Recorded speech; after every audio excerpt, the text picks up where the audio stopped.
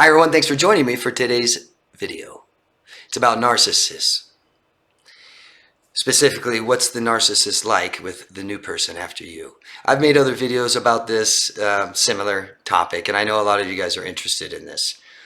Basically because of such a false narrative has caused so much shame and guilt staying in these relationships, and then no closure, and then they just keep supporting that false narrative, possibly even after the relationship is completely over. And so a lot of you guys want to know, what's the truth? What are they really doing? And it seems like we almost place a value on that for ourselves. Whatever they're doing with the new person, comparing ourselves, forcing that. I mean, they're kind of doing it, right? They are actually doing that. So, like I said, I've made other videos like, are they happier with the new person? Stuff like this. But today I want to just kind of dive into what usually goes on in the next relationship. And to be easy, I can say basically the same with you.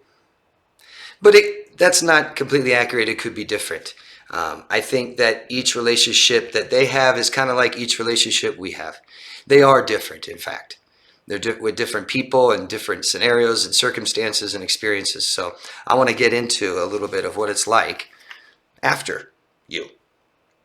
So the narcissists use new relationships to validate their false narrative.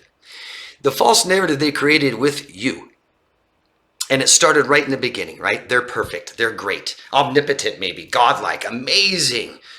Right? They don't care about who they are inside. They've got such a fragmented self, and they're all ego, fragile ego. So they have to constantly support and reinforce and that ego with attention from others. If they can create a false narrative or a false persona and you believe it, you buy it, that's who they think they are. They hold on to that at least. And so they create this false narrative in the beginning. And it carries on throughout the relationship, right? They don't apologize. They didn't do anything wrong. It was your fault. Someone made me do it. I'm perfect. Yeah. They cannot stop and look at themselves at all. They can't take personal self-inventory. They can't introspect, things like this. So they build their ego. It's not about who they are inside. It's what they are, what they present to you, what people believe, and that's who they are. They don't use themselves. They're dependent on others for every little single thing. If they really hated you and hated people and stuff like this, and all the crap they talk about everybody, wouldn't they just stay by themselves? And how does somebody who's so amazing in the beginning become so awful in the end? Aren't they the same person? Right? It's all about them. It's a narcissist. You're in the narcissist world.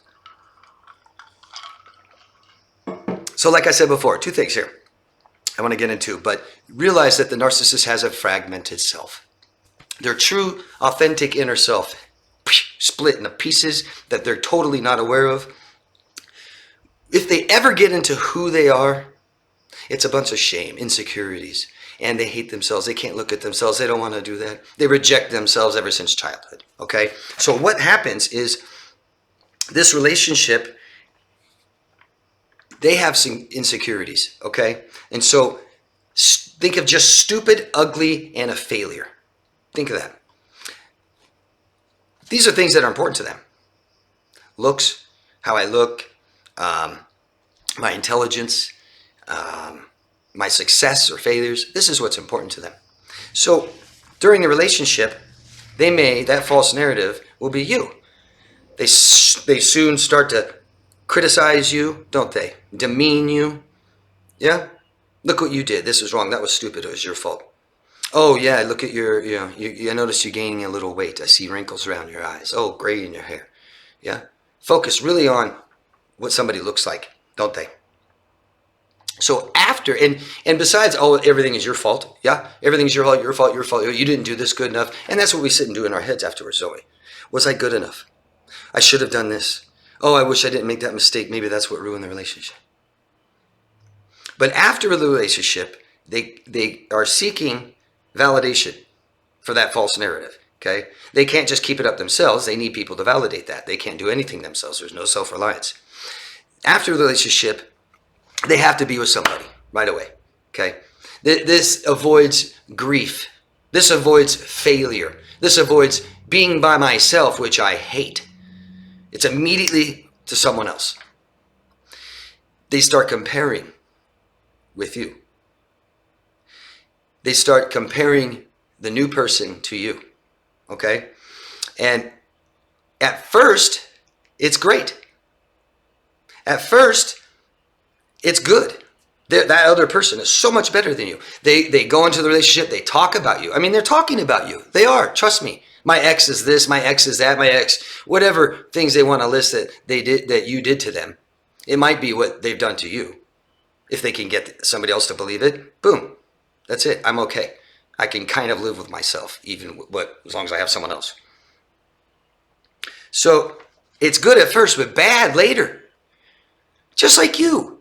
You are so great, amazing, perfect, beautiful, sexy, hot, skinny, smart.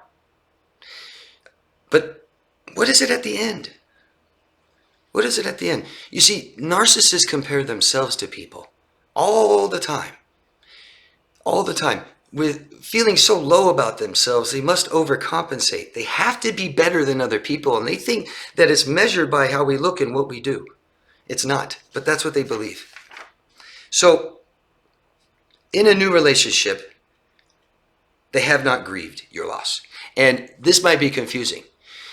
Except for psychopaths, we're talking about narcissists and borderlines and histrionic, they have to grieve the loss. It doesn't matter what we think about people. We can get attached to objects and grieve losing it, can't we? Right? Not necessarily the function it causes, but I really liked my phone. I liked my cool phone case. It was hard to find. And, you know, my car, my first car was amazing. It's the cheapest piece of crap car, but I loved it. And narcissists are the same way. They can be a little sentimental. Have you guys ever noticed a narcissist missing anything? Maybe their pet, maybe their car, objects, money, people still? If you were in their life, they miss you once it's over. They must grieve. The problem, the reason they don't and don't want to admit it is, again, rejecting themselves, the feelings of loss. That feeling of loss, once half of myself, right, that's what it is, leaves, I'm forced to look at myself, by myself. I don't do that. I grasp onto somebody else. And I tell that new person the false narrative, how bad my ex is. Wow, I can't believe it. I can't believe it. I can't believe it. But you're so amazing. You're so much better than her or him in so many different ways. Oh my gosh, this is great. And slowly that declines. It declines. And nobody can be enough. Feelings that you had that you weren't enough are very accurate. You weren't enough. You can't be enough. To get a small child to take care of themselves requires way more than anything you can do for that child. That child is incapable to take care of themselves. So, in the new relationship, they don't want to grieve your loss. They try to ignore it. They get together with somebody else, but they don't know this person. And what's in their mind? The last relationship that went bad, that has bad emotions, failure, loss. They've got to blame it on you. They get the new partner to validate this false narrative, right? And all that really matters, it's a race. See, they're comparing themselves to you when the relationship is over, period. And it's a race. And to them, what's important is they have somebody else now and they're happy. See, look on Facebook. We're so happy. And the places that you and I were going to go to, we're now there. And what you and I had planned on, we're doing. And all that was wrong was you. And I just replaced you. And now everything works. See, that proves that you were the problem. And you guys believe in this. And you guys buy this. And you guys ask me. And it's okay. It's not your fault.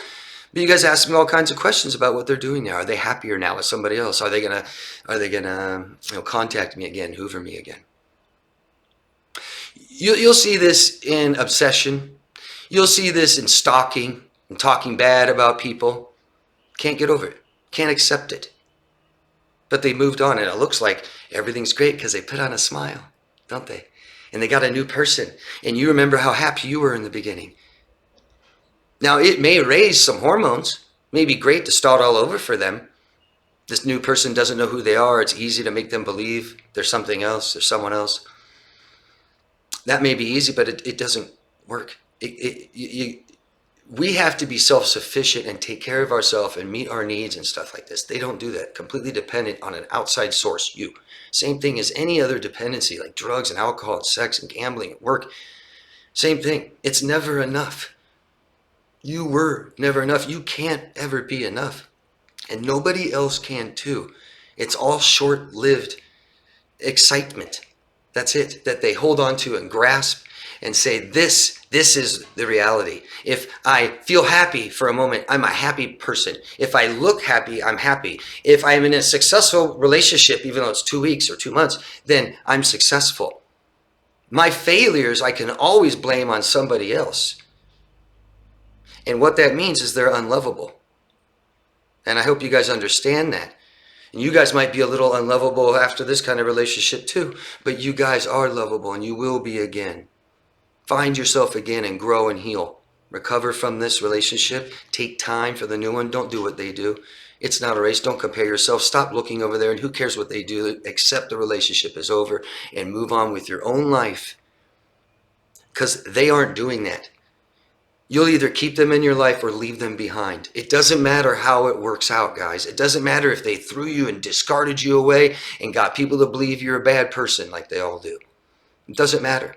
They're going to stay where they are, and they're just going to invite new people to keep alternating in their life and in their life and in their life, and you are going to be the beautiful person that you're always meant to be but never allowed. Okay? So let me know if you guys can. Let me know what your experiences are. I'd love to hear them always. And I think they add so much great validation and stuff in these videos. You guys watching these, go down and read some of the comments and read some of the experiences that other people have had to kind of, show you that you're not alone and that you're not crazy. Okay? And it's a false narrative. Nobody gets to tell you who you are. Nobody.